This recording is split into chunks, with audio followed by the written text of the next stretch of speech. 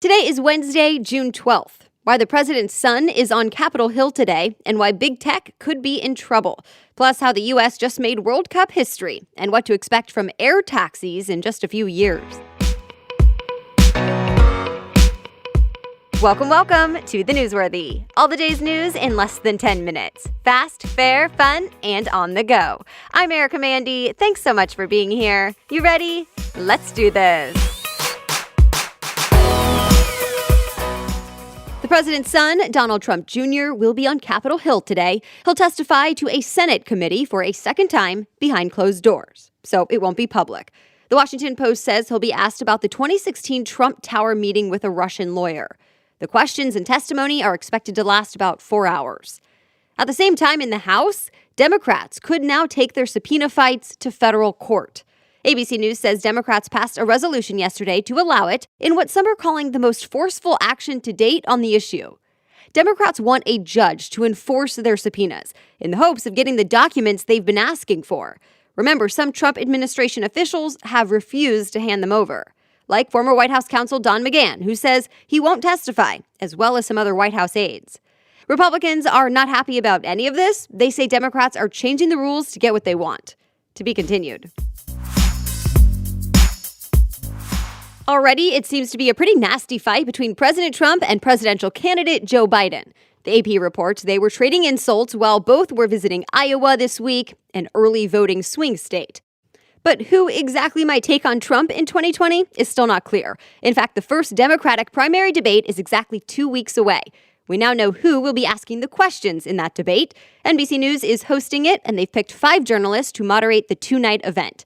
That's Lester Holt, Savannah Guthrie, and Chuck Todd, all from NBC News. Also moderating, Rachel Maddow from MSNBC and Jose Diaz-Balart from Noticias Telemundo.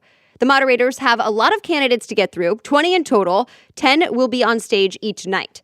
Remember, there are more than 20 Democrats running for president right now. So there are certain requirements to make it on stage, and if more Dems are eligible, there will be a tiebreaker. The first Democratic debates are June 26th and 27th.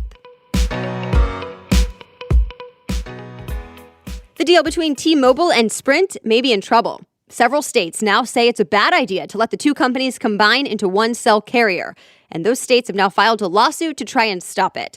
Bloomberg reports attorneys general from 9 states and the District of Columbia are worried the deal would hurt the competition, raise prices for customers, and cut jobs. Of course, T-Mobile and Sprint say not true. The companies, which are the 3rd and 4th largest wireless companies in the country, say customers would have better service and prices would not go up, at least not right away.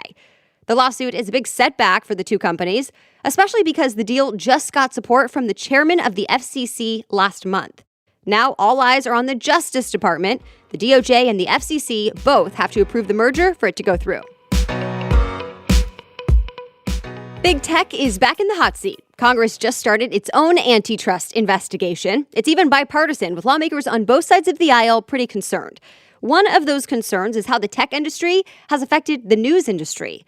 The AP reports large media groups have said tech giants like Facebook and Google have forced newspapers to close or scale back their operations because tech companies have gotten more of the ad dollars. But Google says it's not the bad guy in all of this, claiming every month searches from its site send over 10 billion clicks to publishers' websites. A possible solution would be to break up the companies so they're not so big. It'll be a while until anything happens. Hearings will likely go on for about a year and a half. All right, expect a hot one on the West Coast today with record-breaking temperatures. ABC News reports temps will reach 100-plus degrees in parts of the West, like California. And already, Accuweather reports San Francisco hit the triple-digit mark on Monday. It's hotter there than in Las Vegas. Oregon and Washington also can expect some record highs. More news ahead, but first, thank you to our sponsor today, Blinkist. We all know we're short on time, yet we try to be as productive as possible each day. Well, Blinkist helps you with both, letting you learn more in a convenient and efficient way. It turns out you do have time to read more books thanks to Blinkist. It's the only app that takes the best key takeaways from thousands of nonfiction books and breaks them down for you into just 15 minutes, from self-help to business to history. 8 million people are already using Blinkist, including me. I love learning new things, but again, I'm busy. So Blinkist lets me fast-track my way to more information and self-improvement, giving me the choice to either read or listen. And when you sign up, I highly recommend checking out Factfulness. I read it on Blinkist, and it quickly explains how our world is actually doing better than many people think. Other great and popular books include Start With Why by Simon Sinek. And right now, for a limited time, Blinkist has a special offer just for our audience. Go to Blinkist.com/news to start your free 7-day trial. That's Blinkist, spelled Blinkist, Blinkist.com/news to start your free 7-day trial. Blinkist.com/news. Now back to the news. A record-breaking win for the U.S. women's soccer team. The score was 13-0 to beat Thailand yesterday. Well, CBS News reports 13 goals is the most ever scored in World Cup history in both men and women's soccer. Plus, Alex Morgan scored 5 goals, tying the single-game record for points scored. The U.S. women's team is looking to win the World Cup for the second time in a row. They'll play Sweden next week. And by the way, this is happening while the best soccer team in the world right now is fighting for equal pay. Time magazine reports the national team filed a lawsuit earlier this year against U.S. Soccer, accusing the organization of gender discrimination, since they're paid much less than the men's teams. Facebook wants to pay you for your cell phone data. The Verge says the tech company made a new app called Study, where it pays people to monitor how they use their phones.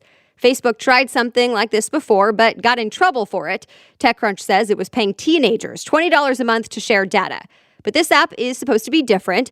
You have to be 18 or older to use it. You also have to have an Android phone to sign up. Also of note from Facebook, the social networking site is investing in solar, as in solar energy. The AP reports Facebook is partnering with a renewable energy developer to build what's believed to be one of the largest solar projects in the nation. It'll be in West Texas, and it's expected to be 5 times the size of Central Park in New York, and it's going up next year. We've heard a lot about Uber's electric air taxis, but now we're getting to see them for the first time. Business Insider says Uber unveiled the taxi prototype at the Elevate conference yesterday. Here are the specs. It can hold 4 passengers, looks like an airplane-helicopter hybrid, and flies up to 150 miles per hour, emissions-free. This is different than the helicopter rides coming to New York City. The Uber air taxis will cost about the same as an Uber Black ride and eventually could be cheaper than owning a car. Uber hopes to have its air taxis off the ground by 2023 in LA, Dallas, and Melbourne, Australia. Looks like Amazon is shutting down its restaurant delivery service called Amazon Restaurants.